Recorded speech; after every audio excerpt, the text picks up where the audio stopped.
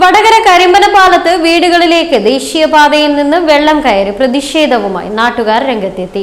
ഇവിടെ 15ലേറെ വീടുകളിലാണ് വെള്ളം കയറിയത്. വടകര കരിമ്പനപാലത്ത് ഇന്നലെ രാത്രി പെയ്ത ശക്തമായ മഴയാണ് നാട്ടുകാർക്ക് ദുരിതം വിതച്ചത്.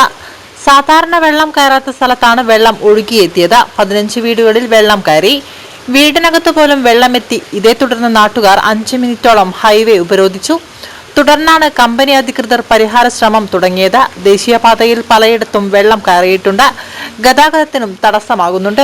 ഇന്നലെ രാത്രി ഉണ്ടായ ശക്തമായ മഴയിൽ ഞങ്ങളുടെ വാർഡിലുള്ള ഒരു 10-15ഓളം വീടുകൾ വെള്ളത്തിനടിയിലായതിന്റെ ഭാഗമായിട്ട് തന്നെ രാവിലെ 5:30യോടുകൂടി ഞങ്ങളൊക്കെ ഇവിടെ ഉണ്ട്.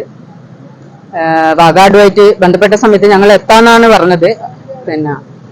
പക്ഷെ 3 ദിവസം മുന്നേ ഇതേപോലെയുള്ള ഒരു പ്രശ്നം വന്ന സമയത്ത് തന്നെ വാഗാട് അധികൃതർ ഞങ്ങൾക്ക് ഉറപ്പ് തന്നതാണ് 48 മണിക്കൂറിനുള്ളിൽ നിലവിലുള്ള ഈ സർവീസ് റോഡ് പൊളിച്ച് പൈപ്പിട്ടുകൊണ്ട് അപ്പുറത്തുള്ള വെള്ളം ഇങ്ങോട്ടേക്ക് ഒഴുക്കാനാവുന്ന നടപടികൾ എടുക്കാമെന്നും പുതിയ റോഡ് കൂടി സർവീസ് ചെയ്യാമെന്നും. പക്ഷേ അതൊരു ഒന്നും പാലിക്കാതെ ഇരുന്നതും ഇന്നലത്തെ മഴയും ജനങ്ങളുടെ ജീവിതം ആകെ ദുരിതത്തിലായിരുന്നു.